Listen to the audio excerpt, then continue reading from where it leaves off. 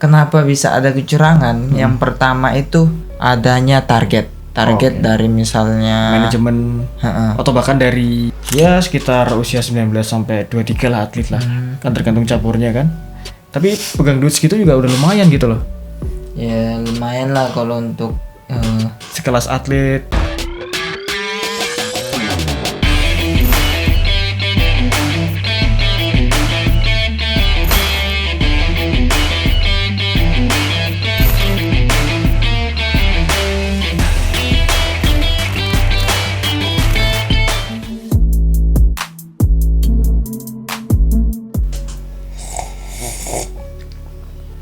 Halo guys, selamat datang di Sport Corner.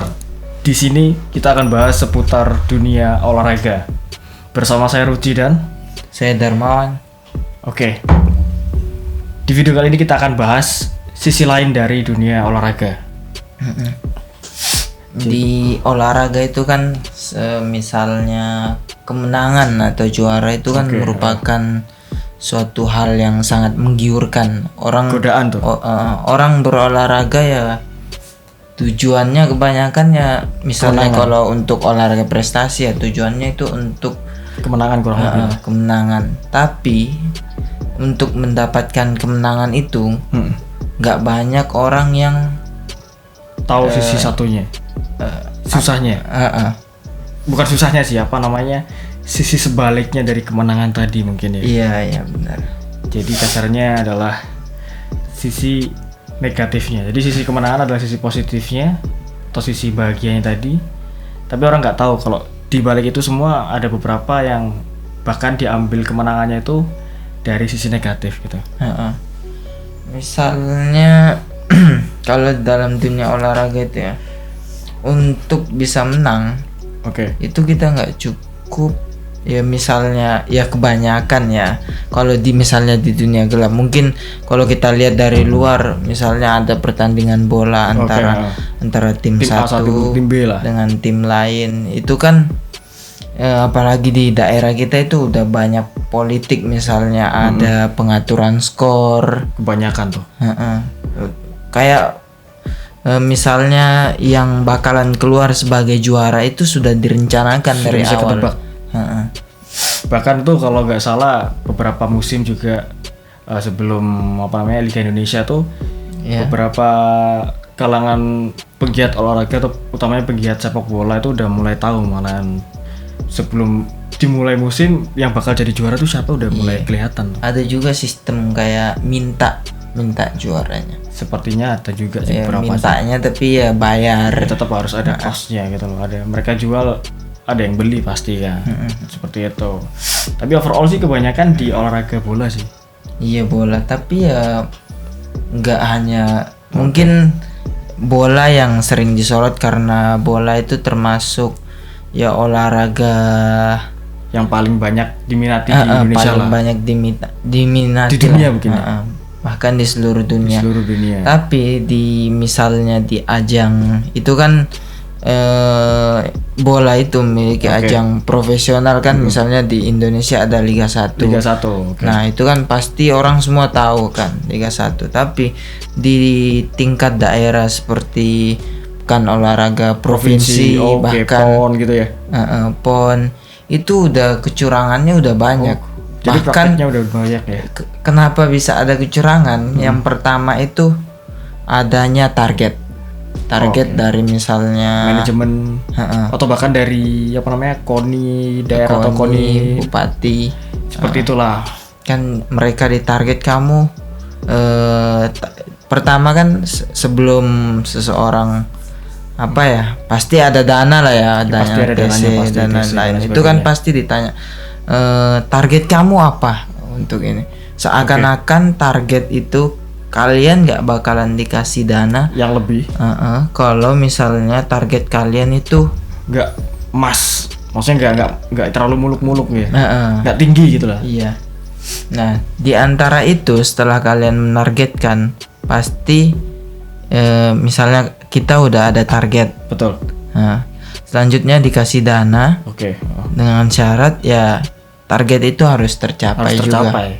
Supaya ya mungkin dana itu bukan bukan apa lah ya, tapi seakan-akan juga bisa, tapi juga mungkin praktek-praktek itu ternyata realitanya udah ada sejak di tingkat daerah, bahkan iya di daerah. Kompetisi kecil pun sudah ada ya. Iya, seperti kompetisi itu. kecil. Jual beli pertandingan ada gitu ya. Pengalaman dikit sih dulu ya di salah satu cabang olahraga. Kalau menurutku ya ini ajang kejuaraan provinsi. Oke. Kalau bisa dibilang hadiah yang didapatkan untuk cabang olahraga itu sendiri tidak ada hadiah yang didapat dari pertandingan meskipun juara satu. Dari pemenang nggak ada, cuma dapat sertifikat aja sama kebanggaan lah. Iya, pasti. Nah, kebanggaan untuk menjuarai. Iya, tapi di sekelas itu aja ada salah satu pelatih yang berani bayar lebih. Misalnya anak buahmu kalahin, nanti tak kasih berapa gitu.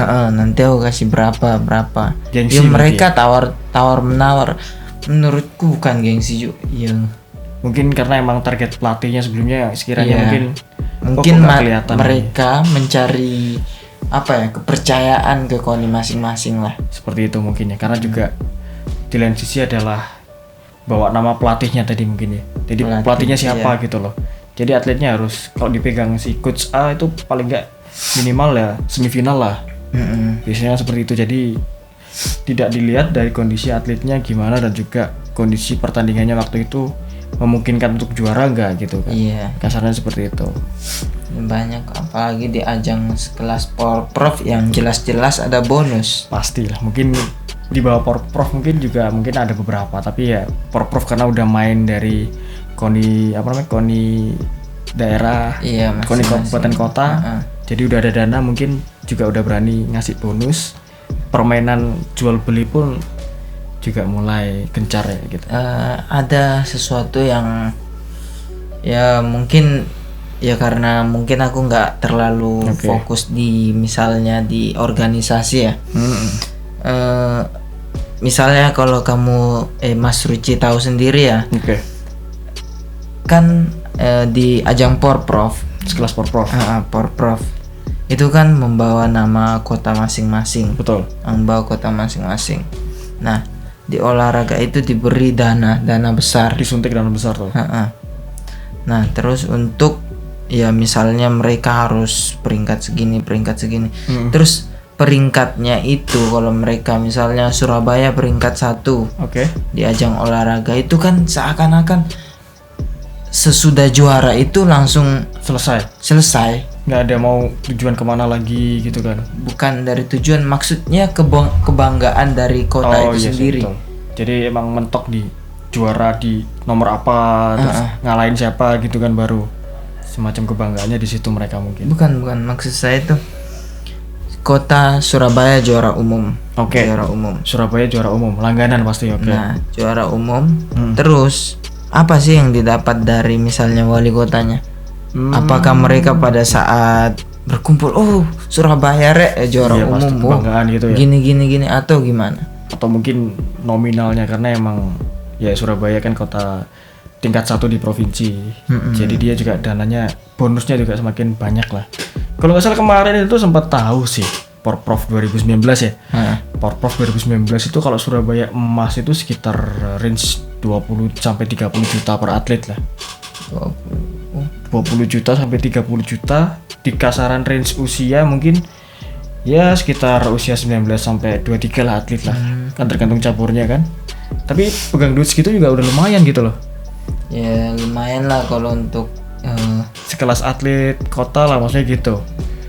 Jadi mereka itu keburu untuk targetnya dulu juara karena emang ngejar bonusnya gitu. Iya, bonus, terus dari cabur juga karena aku juga kan ikut cabur kemarin. Nah, di cabur itu memang bukan cabur unggulan. Ya. Terus kita tanding, ada yang belum sampai bertanding tapi udah kalah sama dirinya sendiri, akhirnya masuk rumah sakit dan dinyatakan tidak bisa mengikuti pertandingan lagi. Terus terus kita itu bawa sekitar 5 atlet Ini olahraga tunggal ya. Jadi 1 lawan 1 fighter. Combat, fighter. olahraga combat. Iya, combat sport. Antara beberapa jadi, atlet. Bentar, ada 6 atlet. Jadi 6 atlet. Yang 4 itu di hari pertama kalah semua. Nah, di situ pelatihnya bingung. Karena ya adanya target tadi itu. Terus saya tanya, kenapa Pak? Gimana ini Mas? Kalau misalnya aku nggak sesuai target, atau minimal aku dapat apa aja, yang penting dapat medali.